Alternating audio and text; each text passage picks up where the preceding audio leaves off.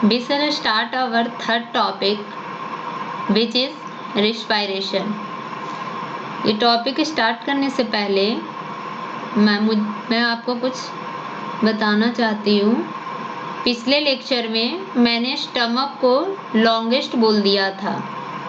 जब मैं ये इंटेस्टाइन वाला पोर्शन, स्मॉल इंटेस्टाइन वाला पोर्शन समझा रही थी तो गलती से मैंने स्टमक को लॉन्गेस्ट बोल दिया था। Stomach is not longest, stomach is a largest. Okay, और ये बात मैंने कमेंट सेक्शन में मेंशन कर दिया था।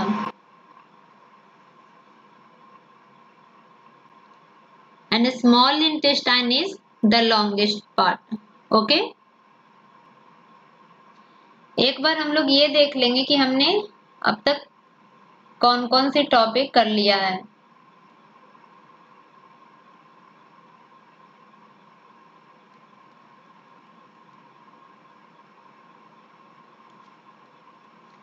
हमने यहां से स्टार्ट किया था alive not alive, molecular movement, what is life process,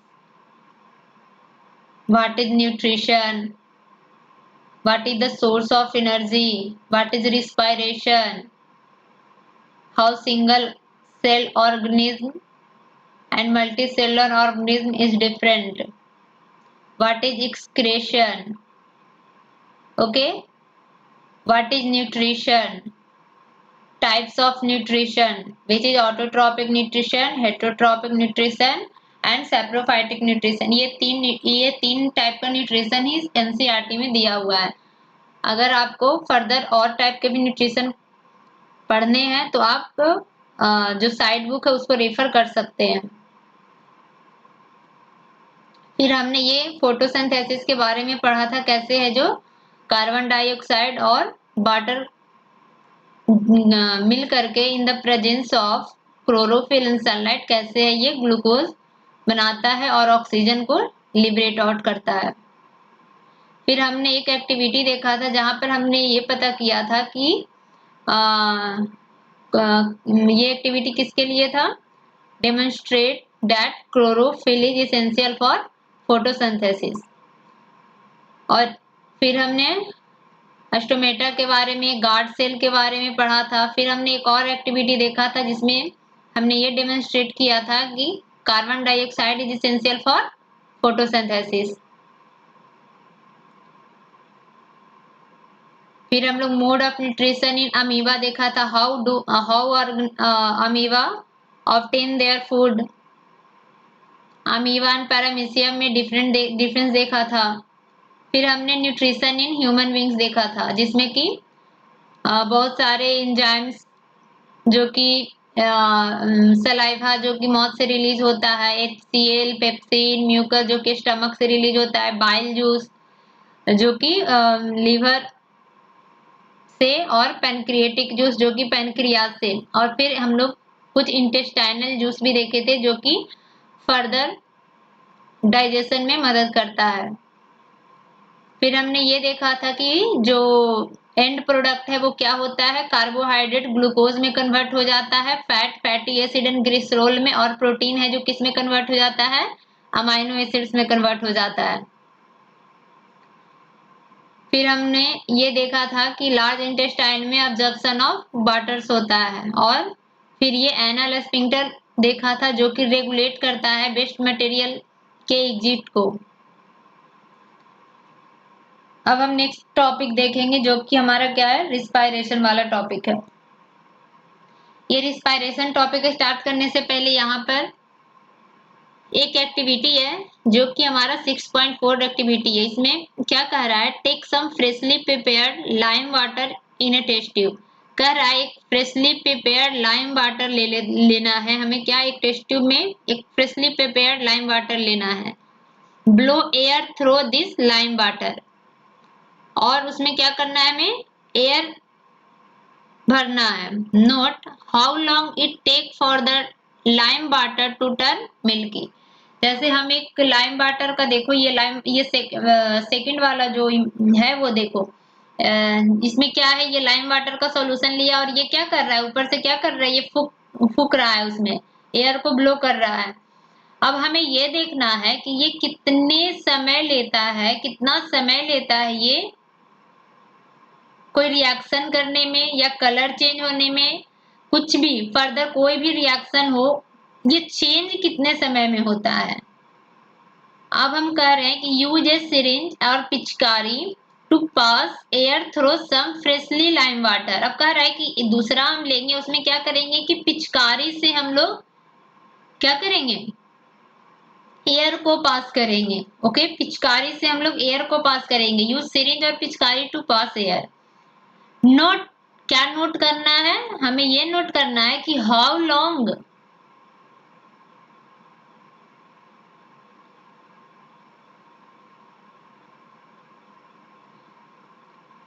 how long it take for this lime water to turn milky. हमें ये सब देखना है कि एक में तो हम एक में क्या कर रहा है, ये क्या कर रहा है, फूक रहा है, हम मुंह से फूक रहे हैं, ठीक है। और दूसरे में हम क्या किए हैं कि ये सिरिंज लिए हैं, जो पिचकारी लिए हैं, उससे वाटर हम लोग सॉरी वाटर नहीं, एयर हम लोग इसमें डाल रहे हैं। तो हमें ये देखना है कि कौन सा टेस्ट ट्यूब कितने समय में है जो मिल्की हो जाता है, ठीक है। What does this tell us about the amount of carbon dioxide in the air? अब ये कह रहा है कि ये क्या बताता है, किसके बारे में, कि कार्बन डाइऑक्साइड का अमाउंट एयर में कितना है। ओके, तो देखो जब हम इसमें फूकते हैं तो क्या होता है, हम क्या फूकते हैं, क्या एक्सहेल कर रहे हैं, कार्बन डाइऑक्साइड ना निकलता है हमारे मुंह से। हम जब ऑक्सीजन लेते हैं, फूड ब्रेकडाउन होता है, तो हमारे माउथ से क्या निकलता है, कार्बन डाइऑक्साइड। नोज से जब हम सांस छोड़ते हैं, तो जब हम मुंह से भी अगर निकलेगा एयर तो क्या निकलेगा, कार्बन डाइऑक्साइड निकलेगा। तो जब ये डायरेक्ट कार्बन डाइऑक्साइड इसमें जा रहा है, इसमें डायरेक्ट कार्बन डाइऑक्साइड जा रहा है, तो ये जल्दी मिल्की सॉल्यूशन दे देगा। ओके, ये जल्दी मिल्की हो जाएगा एज कंपेयर टू दिस। क्योंकि देखो अगर हम एयर भर रहे हैं तो हमारे एटमॉस्फेयर में एयर की मात्रा, ऑक्सीजन की मात्रा ज्यादा है या कार्बन डाइऑक्साइड की मात्रा, किसका अमाउंट ज्यादा है, ऑफ कोर्स ऑक्सीजन की। सबसे ज्यादा हमारे एटमॉस्फेयर में क्या है, नाइट्रोजन, फिर उसके बाद क्या है, ऑक्सीजन। कार्बन डाइऑक्साइड कम है। तो जब हम या एयर को पिचकारी में भरेंगे तो क्या होगा, उसमें कार्बन डाइऑक्साइड कम होगा ना। तो जब हम उसको इसमें डालेंगे तो ये लेट से मिल्की होगा, तो इसमें ज्यादा मिल्की होगा, क्योंकि हम लोग जो फूकते हैं तो उसमें से पूरा कार्बन डाइऑक्साइड ही आता है, लेकिन इसमें कार्बन डाइऑक्साइड की मात्रा कम होगा, इसलिए ये बहुत ज्यादा टाइम लेगा। अब हम लोग एक इस एक्टिविटी को एक बार देख लेते हैं।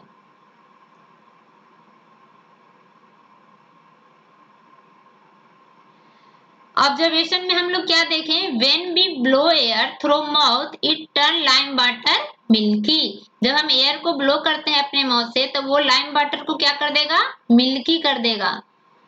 इंस्टेंटेनियसली, तुरंत मिल्की कर देगा, एकदम थोड़े समय में इसको क्या कर देगा, मिल्की कर देगा। While when we blow air through syringe और पिचकारी it take lot of time, मैंने बताया ना कि ये ज्यादा समय लेगा। अब इसका एक्सप्लेनेशन हम लोग देखते हैं। क्यों, ये भी पढ़ चुके हो कि हमारा शरीर क्या है, वो कार्बन डाइऑक्साइड प्रोड्यूस करता है थ्रू ऑक्सीडेशन ऑफ फूड। जब हमारे शरीर में फूड का ब्रेकडाउन होता है तो हम लोग क्या करते हैं, क्या निकलता है, कार्बन डाइऑक्साइड निकलता है, और जो हम एक्सहेल करते हैं आउटसाइड थ्रू आवर लंग। और ये क्या करता है, ये देखो ये लाइम वाटर का, ये लाइम वाटर है और ये कार्बन डाइऑक्साइड के प्रेजेंस में जब रिएक्शन करता है, ये एक इनसॉल्युबल पीपीटी का फॉर्मेशन करता है। ओके,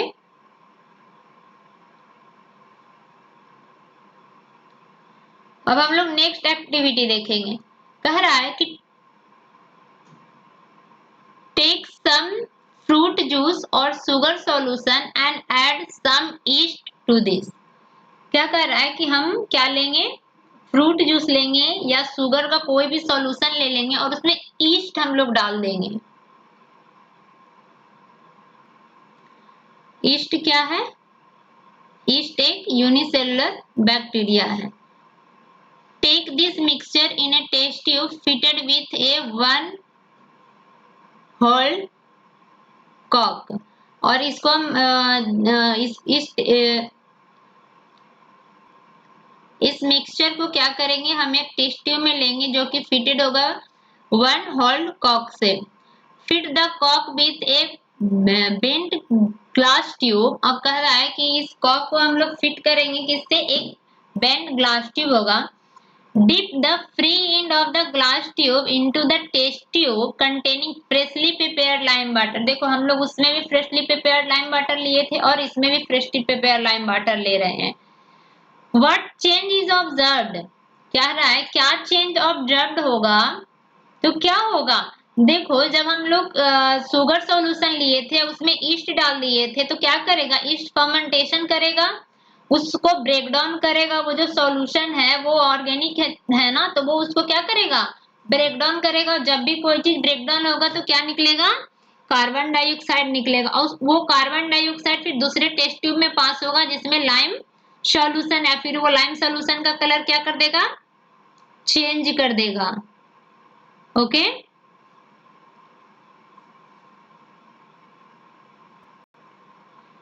देखो ये उसका डायग्रामेटिक व्यू है। ये टेस्ट ट्यूब लिए थे, ये कॉक था। ओके, ये देखो ये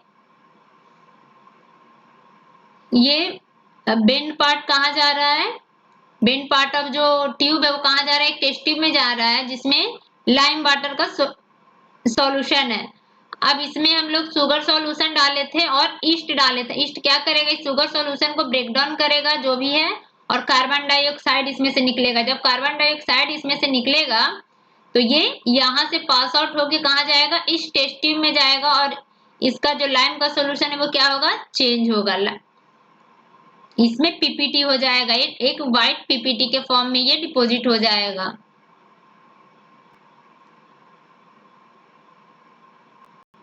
अब हम ये इसका एक बार ऑब्जर्वेशन देख लेंगे। Air taken out through the tube make lime water milky. वो जो बाहर निकल रहा है एयर कार्बन डाइऑक्साइड के फॉर्म में, वो क्या होगा, वो जो लाइम वाटर है उसको कैसा कन्वर्ट कर देगा, मिल्की कर देगा।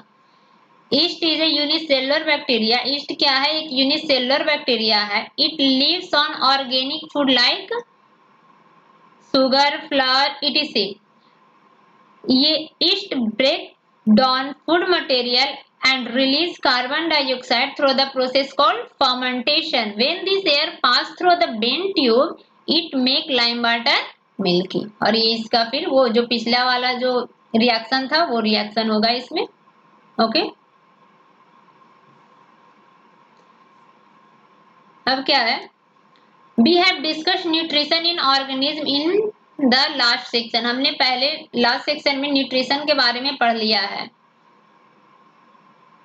वही कह रहा है कि जो फूड मटेरियल है वो क्या करता है, उससे एनर्जी हमें ऑब्टेन करते हैं और ये हमारे वेरियस लाइफ प्रोसेस के लिए इसेंशियल होता है। The food material taken in during the process of nutrition is used in the cell to provide energy for various life processes. Diverse organism do this in different ways. कह रहा है different organism है जो different way में इस energy को obtain करते हैं। जैसे सम यूज ऑक्सीजन, जो हम लोग ग्लूकोज जो हमारे शरीर में आया, ग्लूकोज कहाँ से आया था, जब कार्बोहाइड्रेट से ना ये ग्लूकोज आया था, रिमेम्बर। ये देखो कार्बोहाइड्रेट्स किसी में चेंज हो रहा था, ये हमारा देखो ये ग्लूकोज के फॉर्म में ये कन्वर्ट हो रहा था, कंप्लीट डाइजेशन जिसको बोलते हैं।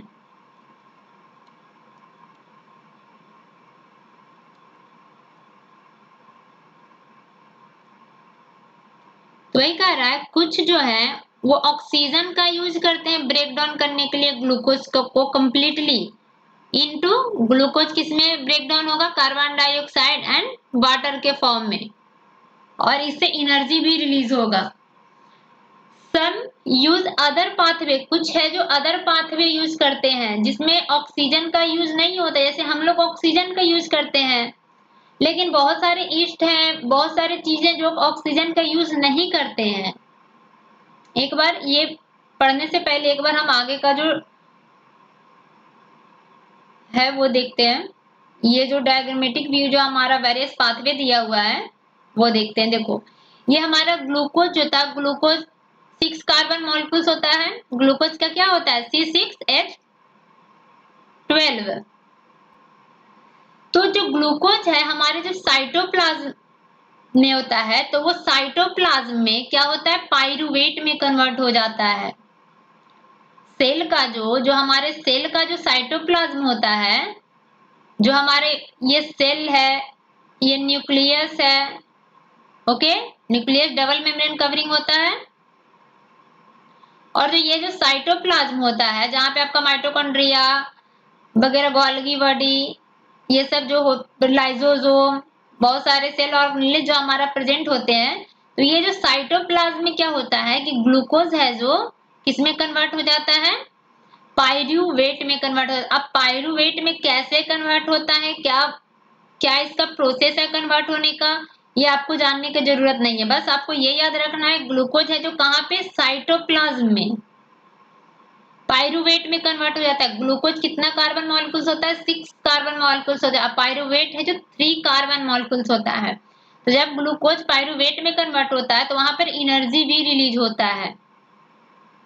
ओके, अब देखो, अब पाइरूवेट है जो, देखो अब्सेंस ऑफ ऑक्सीजन में, ओके, अब ये अब्सेंस ऑफ ऑक्सीजन, जैसे ईस्ट, ईस्ट क्या करता है, पाइरूवेट को फर्दर ब्रेक डाउन करता है, ethanol, carbon dioxide and energy. Okay, जो लैक ऑफ ऑक्सीजन, जैसे कि मान लो हम बहुत ज्यादा काम कर रहे हैं, बहुत ज्यादा एक्सरसाइज कर रहे हैं, तो हमें एनर्जी चाहिए, लेकिन हमारे शरीर में क्या है, लैक ऑक्सीजन की कमी है। तो उस केस में जब हमारा फूड ब्रेक डाउन होता है, जब हमारा पाइरूवेट ब्रेक डाउन होता है, तो वो लैक्टिक एसिड के फॉर्म में ब्रेक डाउन होता है और एनर्जी देता है। तभी तो हम जब ज्यादा एक्सरसाइज करते हैं तो मान लो कि कुछ कुछ समय में क्या होता है कि हमें भूख लगता है, लेकिन फिर फर्दर हम करते रहते हैं तो क्या होता है, हमारा भूख मिट जाता है, क्योंकि हमें हमारा पाइरूवेट है वो ब्रेक डाउन हो जाता है और हमें एनर्जी प्रोवाइड कर देता है। और ये लैक्टिक एसिड निकलता है जिससे कि हमें वो जो जोड़ों का दर्द होता है वो सब इसी लैक्टिक एसिड के कारण होता है। जब हम ज्यादा वर्कआउट करते हैं, जब हम ज्यादा काम करते हैं, तो लैक ऑफ ऑक्सीजन में ये पाइरूवेट टूटता है। अब प्रेजेंस ऑफ ऑक्सीजन जो कि हमारा माइटोकॉन्ड्रिया में होता है, जब हम नॉर्मेंसी में रहते हैं, नॉर्मल कंडीशन में रहते हैं, तो जो माइटोकॉन्ड्रिया, तो हमने पढ़ा था क्या क्या निकलता है, carbon dioxide plus water plus energy. तो ये आपको जो पूरा ब्रेकडाउन ऑफ ग्लूकोज है बाय वेरियस पाथवे, ये आपको पूरा याद होना चाहिए। ओके, कि जब अब्सेंस ऑफ ऑक्सीजन में ये किस में कन्वर्ट होता है, लैक ऑफ ऑक्सीजन को, सब एनर्जी ही सब दे रहा है, लेकिन पाथवे अलग अलग है। एक है कि एब्सेंस हो, ये ईस्ट में हो रहा है, ये दोनों हमारे शरीर में हो रहा है, लेकिन एक है कि ऑक्सीजन की कमी के कारण हो रहा है, एक है कि प्रेजेंस ऑफ ऑक्सीजन में हो रहा है। हम लोग माइटोकॉन्ड्रिया में ही क्यों हो रहा है, हम लोग पढ़ते हैं ना, mitochondria is the power house of the cell. तो पावर हाउस, यहीं से एनर्जी रिलीज होगा ना, तो यहीं पे ये carbon dioxide plus water plus energy के फॉर्म में ये टूटता है। अब हम लोग ऊपर देख लेंगे कि क्या वो लिखा हुआ था, ये सब यही सब ऊपर में ही लिखा हुआ है। देखो, this process take place in the cytoplasm. कौन सा प्रोसेस, जो कार्बन मॉलिक्यूल्स है वो किस चीज में कन्वर्ट होता है, पाइरूवेट में, कहाँ पे, साइटोप्लाज्म में। फर्दर पाइरूवेट में converted into ethanol and carbon dioxide. Pyruvate किस चीज में कन्वर्ट होगा, फर्दर इथेनॉल और कार्बन डाइऑक्साइड में, कब, अब्सेंस ऑफ ऑक्सीजन में।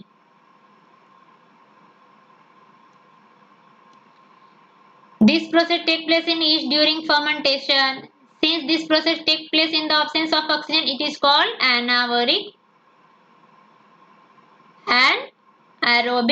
respiration. इसको कौन सा रिस्पायरेशन कहते हैं, एनाएरोबिक रिस्पायरेशन। और प्रेजेंस ऑफ ऑक्सीजन में जो हुआ वो एरोबिक रिस्पायरेशन रेशन, और जो अब्सेंस ऑफ ऑक्सीजन में वो anaerobic respiration. Breakdown of pyruvate using oxygen takes place in mitochondria. हमने पढ़ा ना कि जो ऑक्सीजन के प्रेजेंस में अगर फूड का ब्रेकडाउन हो तो वो कहाँ होगा, हमारा माइटोकॉन्ड्रिया में होगा।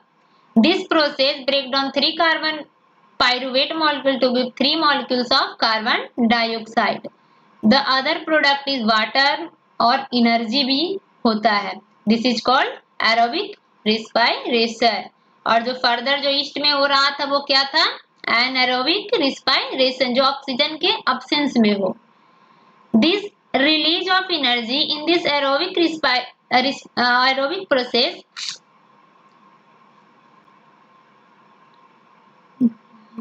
the release of energy in this aerobic process is a lot greater than in the anaerobic process।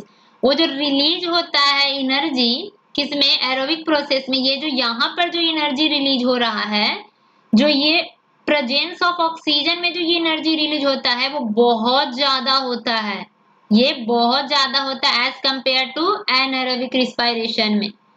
Sometimes when there is a lack of oxygen in our muscles, ये कहाँ होता है, मसल सेल में, muscular sales में होता है, muscle cell में। Another pathway of breakdown of pyruvate is taken. Here the pyruvate is converted into lactic acid, which is also called 3 carbon molecule। lactic acid भी कैसा molecules है, 3 carbon molecules है।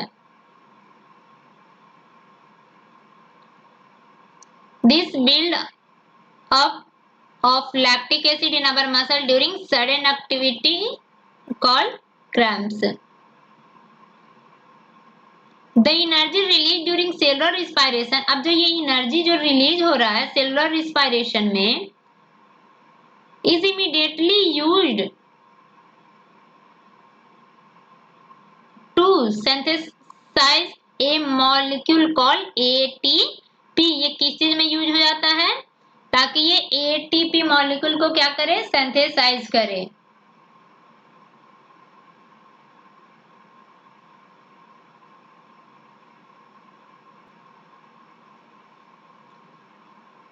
Which is used to fuel all other activity in the cell, जो कि फिर सभी sales को क्या करता है, फ्यूल प्रोवाइड करता है, एनर्जी प्रोवाइड करता है। In this process ATP is broken down giving rise to a fix amount of energy which can drive the endothermic reaction taking place in the cell. और फिर क्या होता है कि ये एटीपी फर्दर ब्रेकडाउन होता है, जैसे कि हमारा एनर्जी स्टोर हो गया एटीपी के फॉर्म में, लेकिन जब हमको फिर से जरूरत है उस एनर्जी का तो क्या होगा, ये एटीपी ब्रेकडाउन होगा और फिर हमें फर्दर एनर्जी वो प्रोवाइड करेगा। अब देखो एटीपी क्या है, ATP is energy currency of the most cellular process. The energy released during the process of respiration is used to make ATP molecule from ADP and inorganic। शुरू में क्या होता है, ADP प्लस फॉस्फेट मिलके क्या बनाता है, ATP बनाता है। ओके, लेकिन जब हमें फर्दर एनर्जी की जरूरत होता है तो क्या होता है, यही ATP ब्रेकडाउन होता है किसमें, ADP प्लस फॉस्फेट में। ये जानने की जरूरत आपको नहीं कि कितना जूल मोल रिलीज होता है, क्या होता है, आपको बस ये जानना है कि ATP is the energy currency of the cell.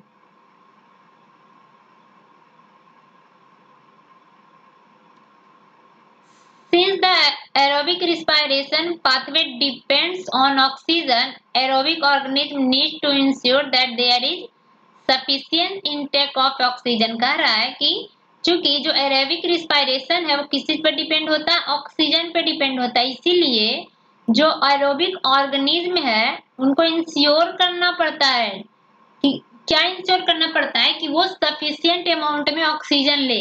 Okay, we have seen that plant exchange gases through stomata.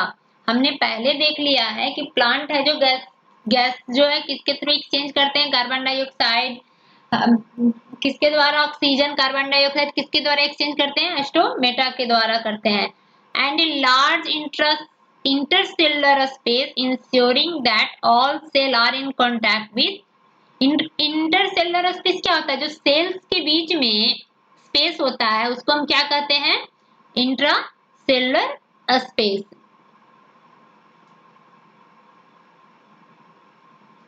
Carbon dioxide and oxygen are exchange by diffusion here. यहाँ पर कार्बन डाइऑक्साइड और ऑक्सीजन का एक्सचेंज कैसे हो रहा था? Diffusion process के द्वारा।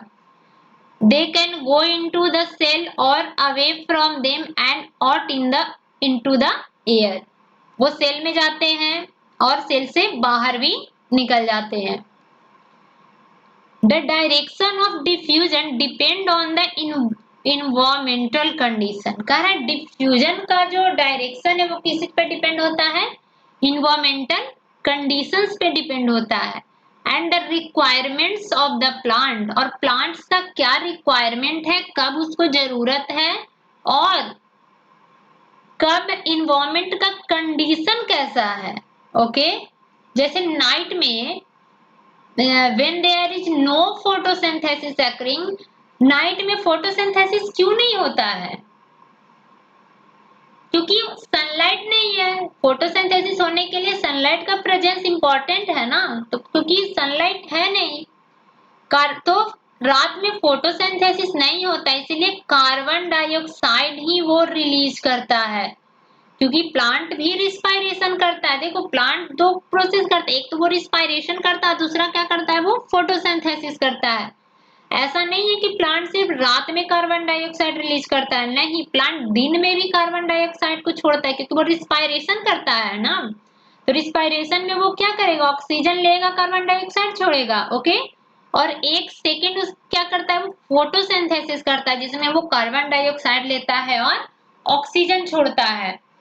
तो रात में क्या हुआ? रात में तो सनलाइट है नहीं, तो वो फोटोसिंथेसिस तो करेगा ही नहीं, तो क्या करेगा? वो रिस्पायरेशन करेगा। तो रिस्पायरेशन करेगा तो क्या करेगा? वो ऑक्सीजन लेगा और कार्बन डाइऑक्साइड को वो छोड़ते रहेगा। इसीलिए रात में कभी भी पेड़ के नीचे नहीं सोना चाहिए, क्योंकि रात में पेड़ है जो क्या रिलीज करता है? कार्बन डाइऑक्साइड ज्यादा रिलीज करता है। मैंने पहले भी बोला ऐसा नहीं है कि दिन में कार्बन डाइऑक्साइड प्लांट रिलीज नहीं करता है, लेकिन वो कम अमाउंट में होता है क्योंकि दिन में फोटोसिंथेसिस एक मेजर प्रोसेस होता है। ओके, तो अगर क्वेश्चन आए कि रात में जो कार्बन डाइऑक्साइड इलिमिनेशन है ये मेजर प्रोसेस क्यों है? रात में कार्बन डाइऑक्साइड ज्यादातर कार्बन डाइऑक्साइड रात में प्लांट क्यों छोड़ता है, क्यों रिलीज करता है? तो उसका आंसर आप वो लिख सकते हैं कि ये प्रोसेस कार्बन डाइऑक्साइड का एलिमिनेशन प्रोसेस सिर्फ रात का प्रोसेस नहीं है, ये दिन में भी वो थोड़ा रिस्पायरेशन करता है, लेकिन दिन में जो मेजर चीज क्या होता है? फोटोसिंथेसिस होता है, इसलिए वो ज्यादा से ज्यादा ऑक्सीजन को रिलीज करता है। और रात में there is no photosynthesis occurring, hence carbon dioxide elimination is the major exchange activity going on.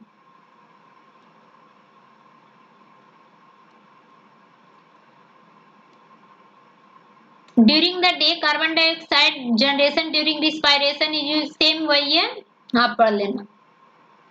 Animal have evolve different organ. Animal क्या करता है? इवॉल्व करता है different organs for the Uptake of oxygen from the environment and for getting ride of the carbon dioxide. कह रहा है animals के पास animals है जो अलग ऑर्गन्स को इवॉल्व करता है, किसके लिए? कार्बन डाइऑक्साइड को लेने के लिए और ऑक्सीजन को रिलीज करने के लिए, छोड़ने के लिए। जैसे जो टेरेस्ट्रियल एनिमल है वो ब्रीद करता है, breathe the oxygen in the atmosphere. Terrestrial organism है जो जमीन पे रहने वाला ऑर्गेनिज्म है, वो ऑक्सीजन कहाँ से लेगा? अगर जमीन पे रहेगा तो जरूरी है कि वो जमीन से ही लेगा ना, वो एटमोस्फेयर से लेगा। बट जो एनिमल पानी में रह रहा है वो क्या करेगा? वो ऑक्सीजन लेगा वहां से, वाटर से ही, क्योंकि वाटर में भी कुछ अमाउंट में डिजोल्व ऑक्सीजन होते हैं, तो वो ऑक्सीजन कहाँ से लेगा? वाटर से। और जो टेरेस्ट्रियल एनिमल है वो एटमोस्फेयर से। अब ये एक्सरसाइज है, ये इसमें ये होता है कि जो फिश है वो जल्दी जल्दी सांस क्यों लेता है उसको देखते होगे। जब तुम कोई एक्वेरियम में देखते होगे तो फिश है जो अपना माउथ को बार बार ओपन करता है, वो जल्दी जल्दी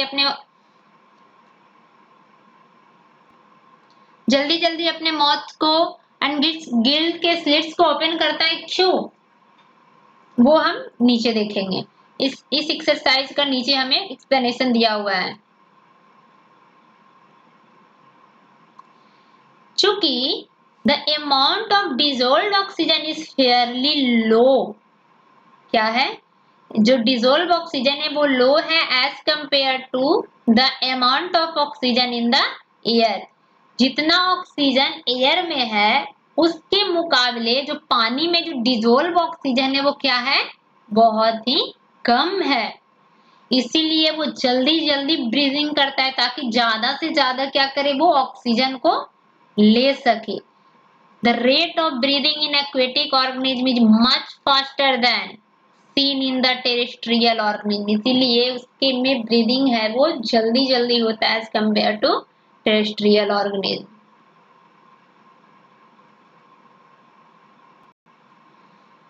जो फिशेज है वो take in water through their mouth and force it past the gills.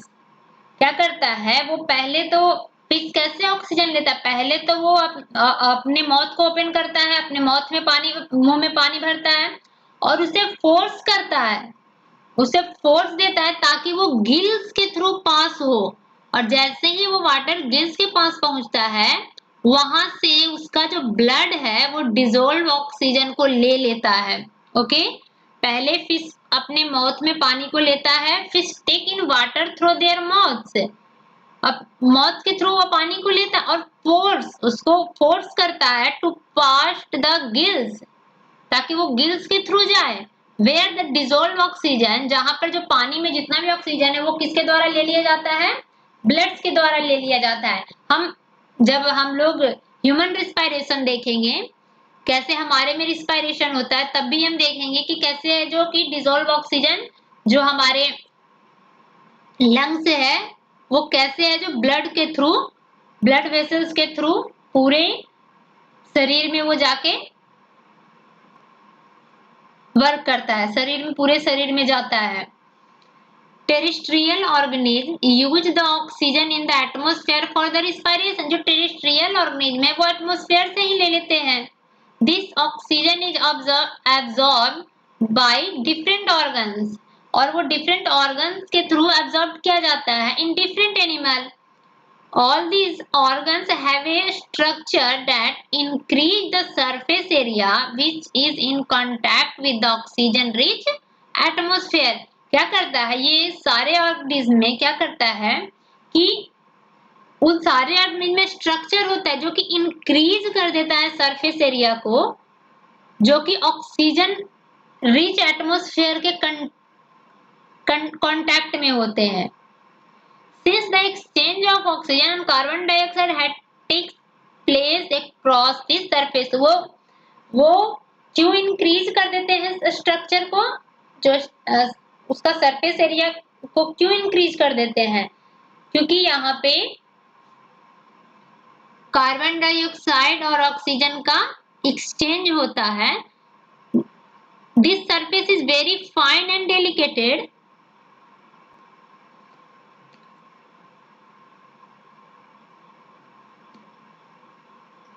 Since the exchange of oxygen and carbon dioxide had to take place across this surface is very fine and delicate।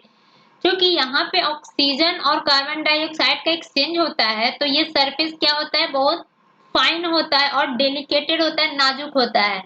तो मैं ये बता रही थी कि ये surface area को increase इसलिए करता है ताकि ज्यादा से ज्यादा ऑक्सीजन का इनफ्लो हो और हमारा कार्बन डाइऑक्साइड क्या हो, बाहर निकले। ओके,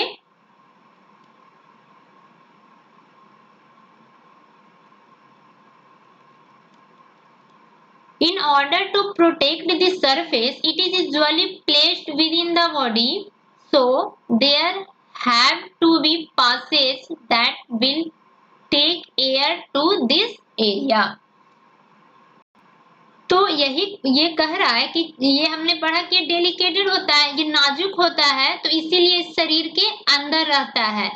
तो ये शरीर के अंदर रहता है, तो ये so there have to be passage, तो एक पासेज होना बहुत जरूरी है। That will take air to this area, ताकि इस एरिया में जहां पे ऑक्सीजन का और कार्बन डाइऑक्साइड का एक्सचेंज होता है, उस एरिया में ऑक्सीजन और कार्बन डाइऑक्साइड जाए, एयर जाए। In addition, there is a mechanism for moving the air in and out of this area where the oxygen is absorbed. और इसके साथ साथ एक मैकेनिज्म होना, देयर इज ए मैकेनिज्म है for moving the air in, air को अंदर लेने के लिए, एंड आउट बाहर निकालने के लिए, इस एरिया से जहां की where the oxygen is absorb, जहां की ऑक्सीजन ऑब्जॉर्ब हो।